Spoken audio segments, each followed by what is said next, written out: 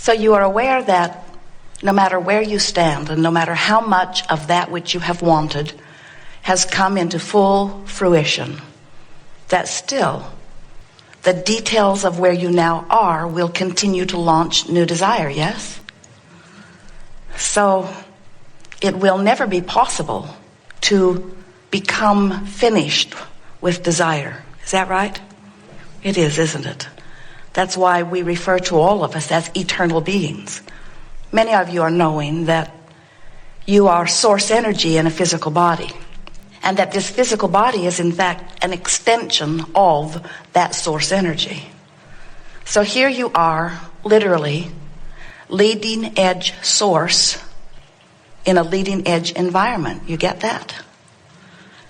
Many humans do not refer to themselves as source or God in a physical body, but we can find no other way of explaining, because we know who you were before that part of you came forth into this physical body, and even more, we know who you still are from that source energy perspective. So it's easy for us to, at any moment, identify that you are predominantly source energy, but that source energy has a physical, human, leading edge perspective that is thinking and creating. And the reason that we take the time to explain to you these two important aspects of who you are is because these two important aspects of who you are vibrationally playing off of one another all the time.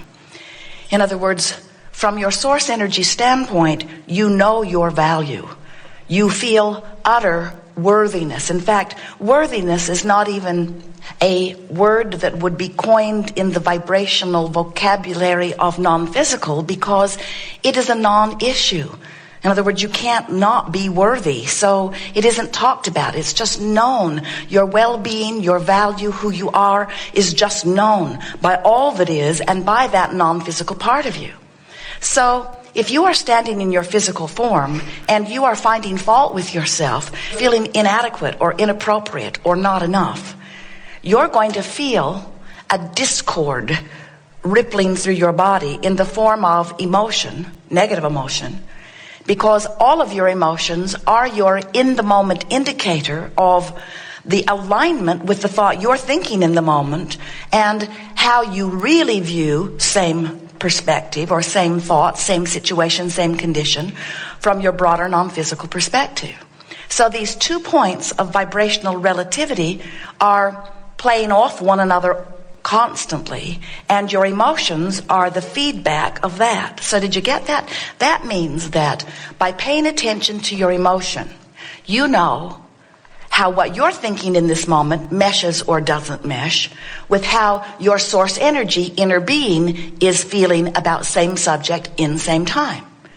So when your grandmother looks at you and adores you, the reason that feels so good to you is because your grandmother has influenced you to a thought that is in harmony with the way source, or that broader non-physical part of you, feels about you. You're beginning to get a sense of these 2 points of vibrational relativity. Same as all guidance systems. Jerry and Esther have 4 different kinds of systems now in a variety of vehicles, navigational systems. But they all operate off the same premise, where they program their desired destination in. The system knows where they are and then calculates a route between where they are and where they say they now want to be. Magellan never says, "Where have you been? Where were you? Why didn't you get here sooner?" or "Why are you even here at all?" Magellan never says, "I told you yesterday when you asked and you didn't listen, so now you're on your own." In other words, the navigational system is really straightforward. It gives feedback about where you are in relationship to where you now want to go. And your emotional guidance system gives the same sort of feedback. But in order for you to trust it or to understand it or to be willing to listen to it, we think it might be helpful for you to understand how it is that it comes about. We want you to remember that you are confident, secure, non-physical energy. And you make the decision to come forth into this physical body.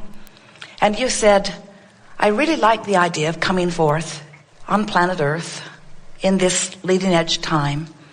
I particularly, you said, we remember, we told you we would remind you, I particularly like the variety that is upon the planet. Because from this variety, I will be able to sift and sort and come to my own personal conclusions about what I prefer. Because you said, we said we would remind you, I am a creator going forth into a leading edge creative environment. And what could be better than variety from which I will choose? And then you said, and as things happen, which help me to know, don't like that, would like that better, don't like that, would like that better, really like that, would like more of that.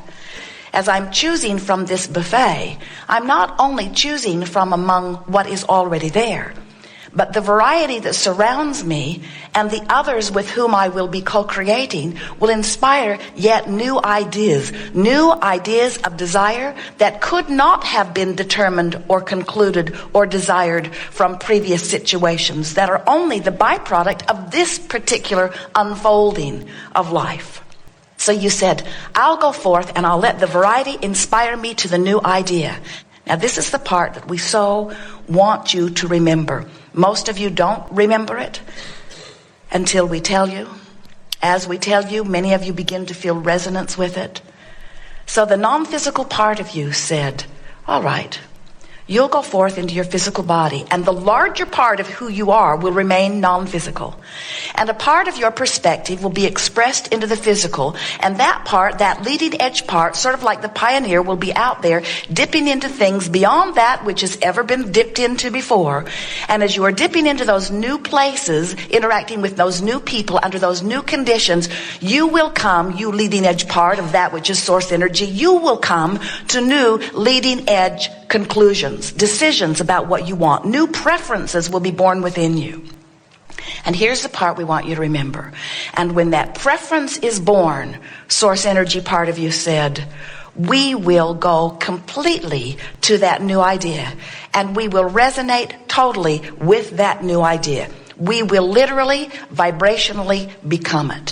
When you, from your physical format, come to a decision, clear or not clear, big or small, broad or narrow, when you come to a conclusion of something that you would prefer that is different than what currently is being lived by you, source energy becomes that immediately, moves fully into the thought of that. Now, how is that possible? Why can source energy become fully integrated with your new idea of desire when you can't do it that quickly? Because source has no resistance. Source is not beating the drum of I can't do it, I shouldn't do it, others might not like me to do it. Source in its purity, source in its knowledge of the ways the laws of the universe work. Source trusts your ability to know. Source knows that you are the leading edge one living the leading edge experience, and that if your leading edge life has caused you a leading edge desire, that it is a leading edge desire worth following. Isn't that nice to know? So now, what are you in your human form doing about your vibrational alignment with what you have asked for, with what you have become, with what source has joined you in? Where are you in relationship to that? In other words, life causes you to ask for more money, and source says, of course. But then when you beat the drum of I don't have enough money, how come I don't have more money? I'm so uncomfortable that I don't have enough money. I've never had enough money. That person over there has more money than they should have. As you are beating the drum that amplifies your awareness of where you are in relationship to money instead of where you want to be in relationship to money, there is a vibrational discord between you, and it shows up within you in the form of negative emotion. When you say, I don't have enough money, you feel the discord. When you say, I would like to have more money, there's less discord. When you say, things always work out for me, there's less discord. When you say, whatever I want is flowing, there's less discord. When you say, well-being is always mine, there's no discord, and the money flows into your experience. But you cannot continue to offer a vibration in opposition, not only of what you've asked for, but of what you have become. Oh, those are fairly new words, friends, and we so much want you to hear them, because every negative emotion that we see you experiencing and every lackful experience that you are living is only as a result of one thing.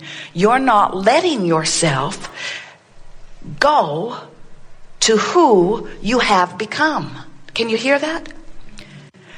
Before you can really hear it, you have to get a sense of the continuum of who you are. You were non-physical energy before you came into this physical body. Do you get that?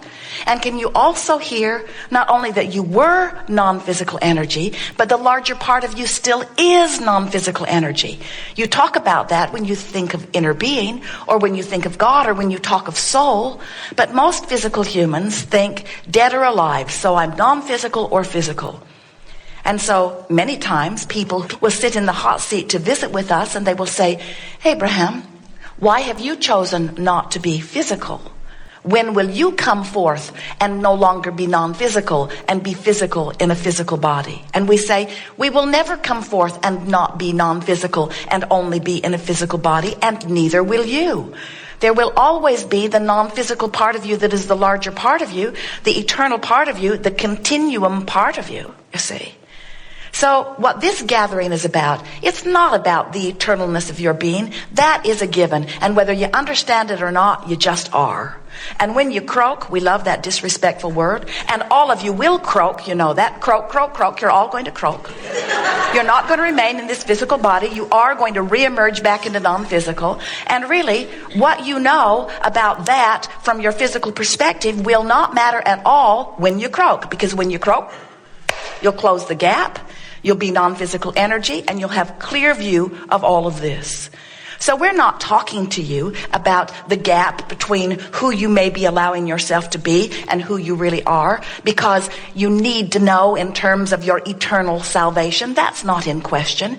You are pure positive energy, and your eternal salvation is a given. You are source energy here in a physical body, and you will never separate yourself from that, except for the thoughts that you choose that don't allow your connection. You can't set your radio dial on 630 and hear what's being broadcast on 98.7. And you can't set your tuner on not enough money and have enough money. Or on I'm unworthy and feel worthy. Or on I'm not good enough. Or on things aren't going well for me. Or on I'm a victim. In other words, you just can't beat the drum of what you don't want and in that moment be a match to who you really are. But when you die, there is not death. But when you have that experience that you call death, when you withdraw your attention from your physical expression, you will reemerge back into non-physical, and that vibrational gap will be closed. There'll be no resistance within you, and you will be that source energy in completion that you have hoped that you would be. So this gathering is not about that. That happens whether you know that it is or not. This gathering is not about teaching you how to want. Your life experience produces all of the desire that you knew that it would when you made the decision to come forth. This seminar is about helping you, while you're in your physical body, to close that vibrational gap so that you can begin to more consciously allow the fullness of who you are to express here in this physical life experience. When you're tuned in, tapped in, turned on, when you are allowing your connection to source energy, you're high on life. You are in love with life. You feel good. You are clear-minded. You are flexible. Your physical body feels good. You are resilient. Your physical body is healthy. In other words, in that connection, in that absence of vibrational resistance, you are thriving on all fronts, you see. And that's what you intended when you came forth into this body. Not one of you ever said, all right, I'm source energy, and I'm going to go into an inferior physical body, and I'm going to deliberately find things to think about that hold me apart from who I really am, and I'm going to have a really miserable time. And in my misery, I will write books on tolerance and endurance. I will write books about being virtuous and valiant.